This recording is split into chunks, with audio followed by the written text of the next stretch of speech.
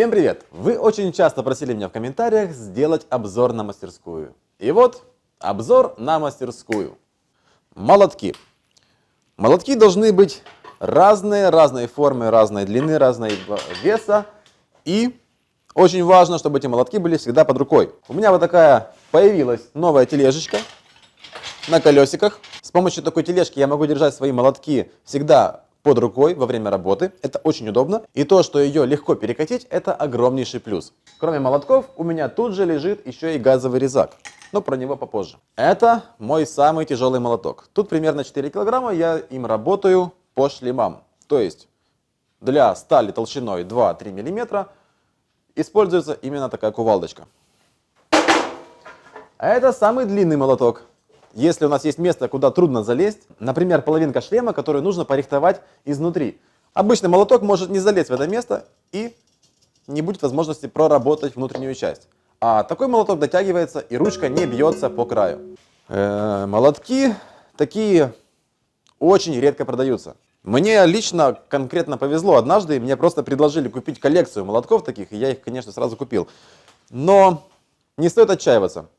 Нужно просто переделывать молотки из тех, которые продаются. Например, этот молоток был просто перекован и перетянут из обычной кувалдочки. Получается очень легко. Мы покупаем заготовку, у которой уже есть проушина, и очень часто есть готовая ручка.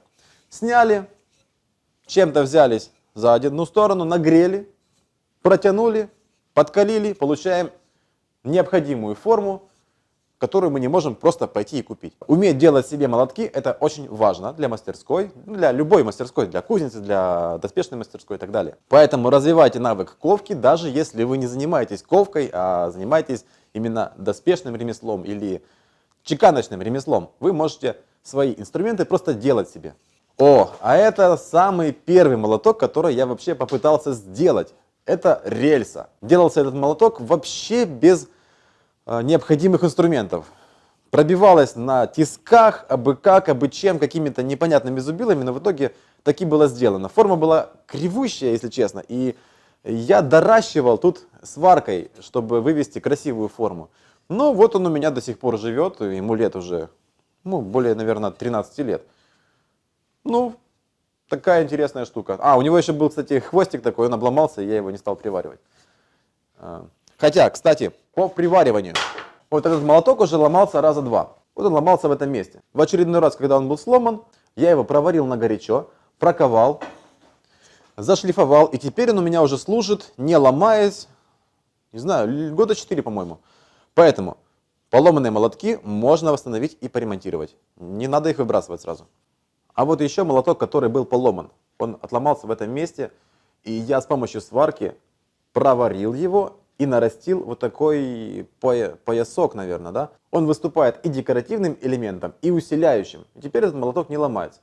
Да, у него был еще хвостик такой, и я его таки отломал и выбросил, потому что в те времена, это лет 7 назад, я еще не умел нормально проваривать и думал, что если оно отломалось, уже нет смысла варить, потому что много раз проваривая, я получал то, что молоток, в общем, сразу ломался. Кроме молотков нужны определенные приспособы. Зубилы различные, формочки, позволяющие сгибать материал. Для некоторых изделий нужны вот такие высунутые формы, чтобы материал подкручивался под них и можно было работать сверху. Вот такие различные штуки, которые должны быть всегда под рукой, потому что очень часто приходится менять. Поработали на одном, поставили другое, вернулись обратно.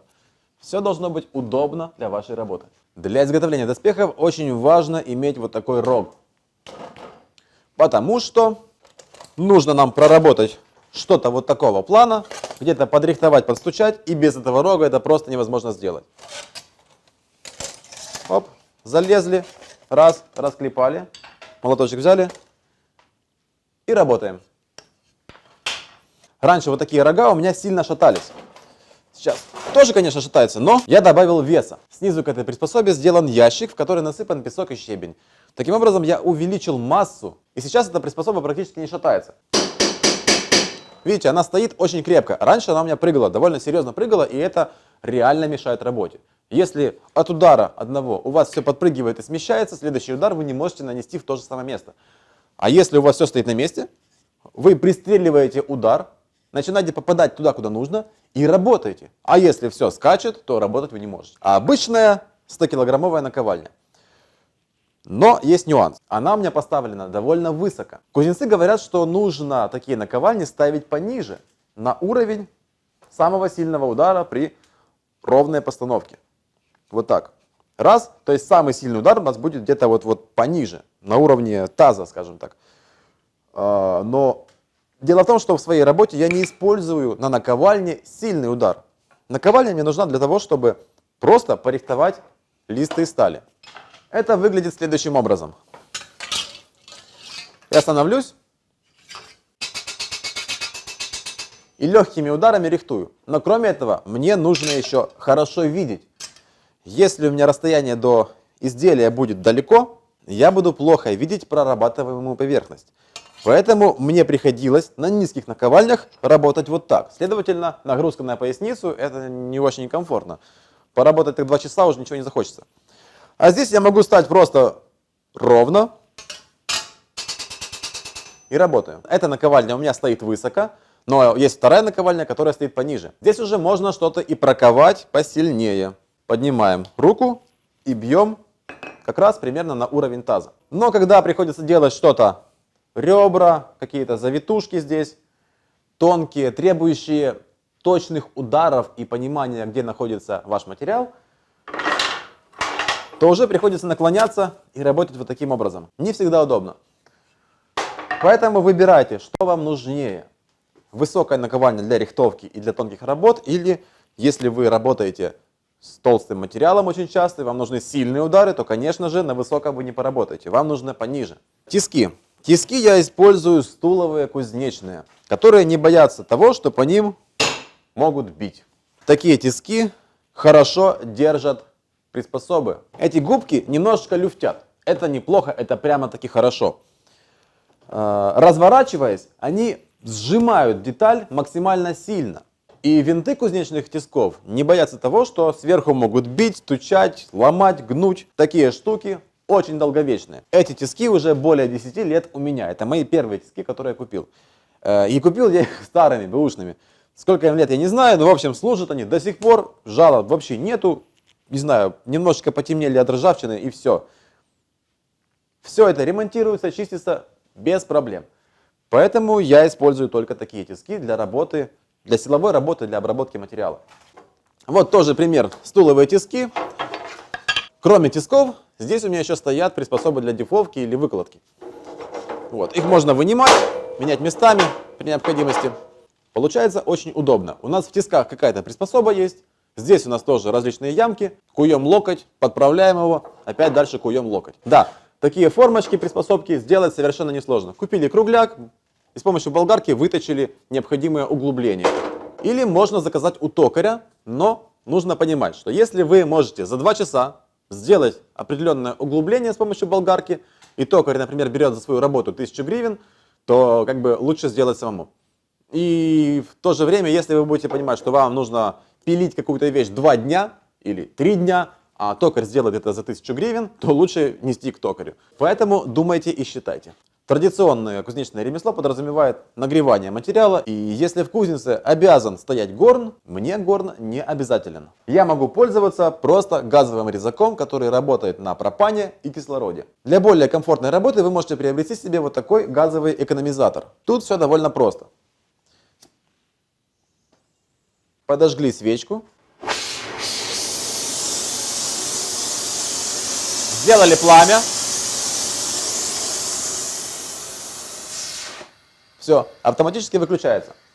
И также будет автоматически включаться настроенное вами пламя.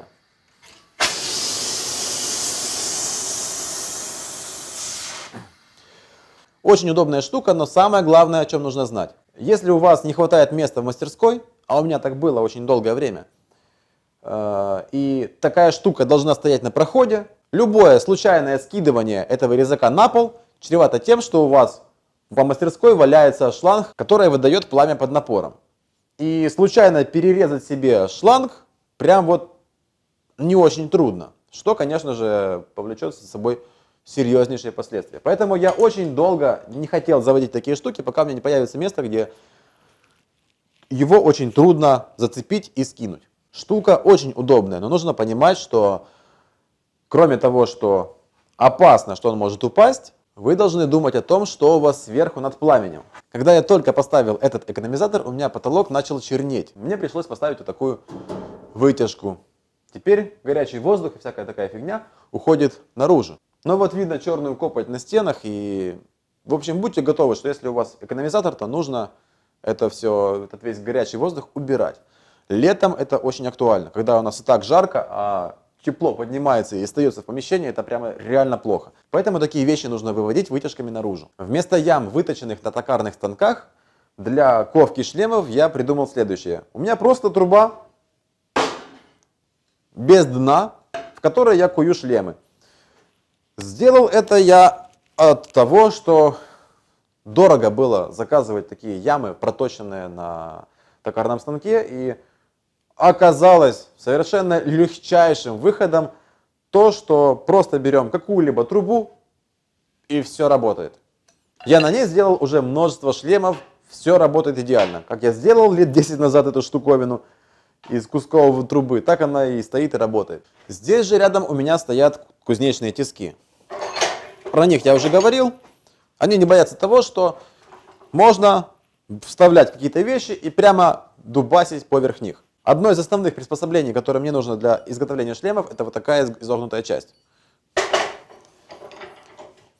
Дело в том, что шлемы это не чистая сферическая форма. И если на яме я получаю какую-то сферу, то как-то изгибать и превращать это в форму эллипсов, конусов или полуцилиндров можно дополнительно вот с этой штуковиной. И совмещая отковку на яме, на каких-то круглых впадинах, с этой штуковиной можно сделать очень много. И это должно быть все рядом. То есть здесь я проковал, здесь я дотянул, у меня все рядом, все под рукой. Это очень удобно. Вот наш газовый резак, и шланги уходят в стену. Это означает, что баллоны у нас стоят где-то в другом месте. Баллоны стоят у меня отдельно на улице, в закрытом ящике таком. Он открывается. Так, кислородные и пропановые. Единственное замечание, что пропановый баллон должен стоять на удалении от кислородных, но у меня пока что не получается это сделать, но в будущем я это точно сделаю. Это мое рабочее место на улице. Да, холодно, но зато я не так дышу пылью, потому что здесь проветривается. Если я пилю такими дисками в помещении, то очень быстро загрязняется воздух абразивной пылью. Но даже на улице нужно работать в респираторе. А здесь я шлифую моторчик и лепестки. Это самодельный станок. У меня был мотор. К нему уже все остальное сделал. Важная штука — свет при шлифовке. Чем лучше мы видим, тем лучше мы шлифуем. Конечно, хочется и нарезку, и шлифовку таки занести в помещение и делать это в нормальных теплых условиях, но без хорошей вытяжки этого делать вот тоже не хочется. Поэтому пока что выбираю вариант шлифовать на улице. А этот зверь у меня появился не так уж давно. И я его еще толком даже не освоил. Это пресс для ковки. Штука очень полезная, но для меня сложность составляет в том, что мне нужно сделать много различных формочек, приспособок, которые и даже нужно придумывать. То есть я не могу пойти и посмотреть, как сделали люди. Это нужно экспериментировать, проверять, как оно работает, и в случае неудачи делать по-новому. Потому как по прямому назначению я его пока что использую мало. То есть для горячей ковки каких-либо толстых брусков стали. В прессе для кузнечной ковки важными параметрами будет сила пресса и скорость пресса. Вот скорость — это прям очень важная штука. Если скорость опускания байка равна 2 мм в секунду, то вы просто ничего не сможете сделать. Хоть он будет там 100-тонным, но вы ничего не сможете сделать, потому что скорость опускания будет просто незаметная. Здесь скорость опускания примерно 3 см в секунду. Это прям хорошо. С такой скоростью я могу прожевывать тонкий лист, быстро поднимая и опуская.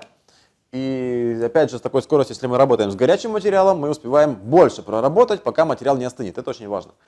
А в этом уголке у меня стоит сварка. Вот тут сварочник.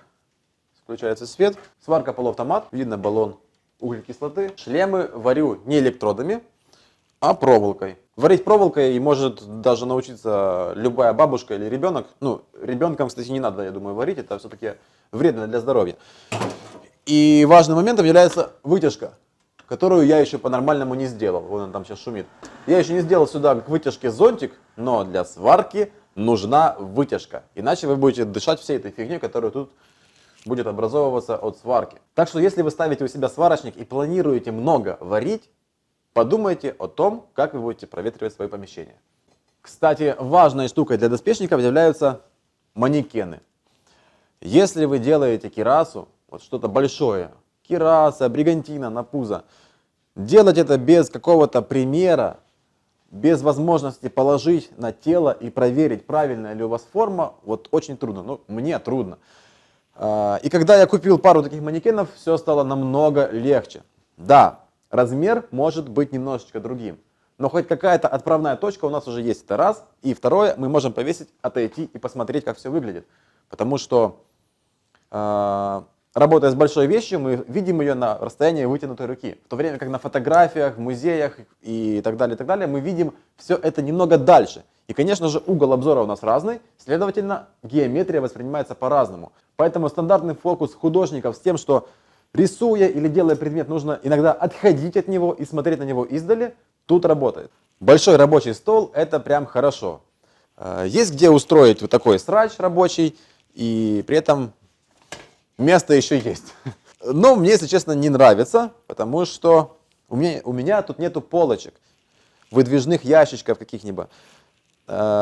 Видите, тут есть просто раз полка, два полка, на которые все накидано, и это все так вот некрасиво как-то. В будущем хочу сделать себе такие верстаки с полочками, потому что на полочках это все будет организовано и лежать в порядке. А здесь сейчас пока вот как бы плохо и некрасиво, мне не нравится. Вот, ширина стола у меня здесь 92 сантиметра, и это, если честно, ну прям много. Я думаю, что здесь даже 80 сантиметров ширины хватило бы, потому что что-либо брать вот там, мне приходится уже тянуться, наклоняться, это как бы не сильно комфортно. Верстаки с полками реально тема. Печка для закалки. О, а тут шлем стоит. Даже теплый еще. Печка нужна для того, чтобы закаливать и для того, чтобы отжигать доспех. Дело в том, что когда мы куем сталь, особенно если это углеродистая сталь, то мы получаем наклепы и напряжение в стали. И чтобы их убрать, эти напряжения, нужно отжигать сталь. Отжиг – это процесс, в котором мы нагреваем изделие в печке до определенной температуры, например, 800 градусов, и вместе с печкой выключаем и даем медленно остыть. В процессе все напряжения в металле уходят, и мы получаем мягкий, равномерный по напряжению материал, который можно еще там доработать, дорихтовать и уже калить. Здесь у меня бочка с водой. Я работаю со сталями 30 ХГСА и 45, и они эффективно калятся на воду, что меня, конечно, радует. Потому что если калить на масло, то дым от масла поднимается в помещении, и это прям очень плохо. Это булерьян. Зимой у нас холодно, и чтобы было тепло, используется вот такая вот печечка. Туда закидываются дрова, и эта штука очень хорошо греет. Проблем с теплом в зимнее время вообще нет. Здесь у меня второй экономизатор стоит, и это место для каких-либо тонких работ, где я работаю с тонким титаном, голенями, локтями. Здесь у меня маленький отбойный молот. Работает он следующим образом. Здесь есть мотор, который крутит колесо. Вот. Колесо от мопеда. Колесо крутится и начинает поднимать боек, который бьет по основанию. Одна из самых прикольных тем, которые есть вот тут в мастерской, это рихтовалка, которая сделана на базе отбойного молотка. Это уже второй вариант такой рихтовалки. Первый вариант у меня был без возможности поднимания. И это было прям неудобно. То есть нужно было выстраивать высоту. И если у нас разные приспособы, разные высоты, которые под рихтовку, то это создавало множество проблем. Теперь же просто нажимая ногой, прижимаю верхний рихтующий боек к поверхности и просто рихтую. Это было видно на моих видео. Конструкция примитивнейшая. Есть качающаяся часть, которую мы контролируем с помощью ноги. Есть вот эта лапка, которая стоит на месте и не двигается. Есть вот такая лапка, которая фиксирует в определенном положении сам боек, потому что он может двигаться. А такое смещение, ну, на самом деле, чревато тем, что мы просто не будем рихтовать, будем просто ломать и гнуть материал. Поэтому была изготовлена вот такая лапка, которая мне на самом деле не нравится и нужно будет пересобрать по-другому. Перфоратор Стэнли служит очень долго. Такие условия для отбойного молотка являются очень комфортными. Он не работает в пыли, он себе стоит на одном месте и долбит в одно место. Поэтому износа тут почти нету. Хотя пару раз у меня тут что-то ломалось, и я ездил в сервисный центр, там все быстро починили, и в общем он дальше работает. В планах сделать вообще второй, дополнительно к этому, полностью второй станок такой, и даже сделать видео. Поэтому, когда у меня дойдут руки для второго отбойника, будет еще одно видео. А это мой неудачный эксперимент с гидропрессом в 50 тонн. Толком не разобравшись, что вообще такое гидропресс и как оно работает, я себе приобрел вот такой пресс Торин 50 тонн, думая, что 50 тонн мне как раз вот надо. А как оказывается, для моей работы даже 20 тонн хватит с головой. Но самым важным параметром, который просто не дает возможности мне использовать этот пресс, это скорость выхода штока. Он тут очень маленький, то есть включая его в компрессор, он работает с помощью компрессора, я просто не вижу движения этого штока. То есть да, силы тут хватает, но мне нужно для работы с листовым материалом, для ковки нужно многократное частое прижимание. И тут этого сделать невозможно. Этот пресс подходит для СТО или автомастерских, где нужно просто ровно и аккуратно выдавить какой-то подшипник или что-то там развальцевать. Я не знаю, что они там делают. Но короче, эта штука у меня стоит и просто стоит мертвым грузом, ее нужно продать. Не делайте моих ошибок.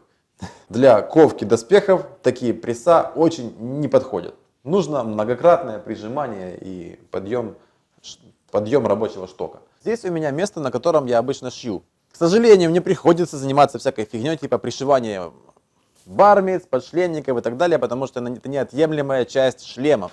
А шлемы это как раз то, что я обычно делаю. Поэтому у меня есть швейная машинка промышленная одна и самая стандартная обычная машинка вторая. Но больше всего приходится, конечно, шить вручную, потому что к шлему машинкой ничего не пришьешь. Ну а здесь я пытаюсь организовать красивый такой уголок, на фоне которого я что-либо показываю или рассказываю, и в планах сделать по-другому. Ну вот, в общем-то, и все. Вот такая вот мастерская современного доспешника. Никаких тут страшных технологичных технологий или хитрых секретов нету. Я думаю, что мое ремесло очень сильно похоже на ремесло чеканщиков, жестянщиков, ну и кузнецов. Что-то среднее между всеми этими специальностями. Однозначно факт в том, что доспешник должен быть в какой-то мере скульптором по металлу. Меня зовут Вячеслав Перепелица, это мастерская Armory Smith. Всем пока!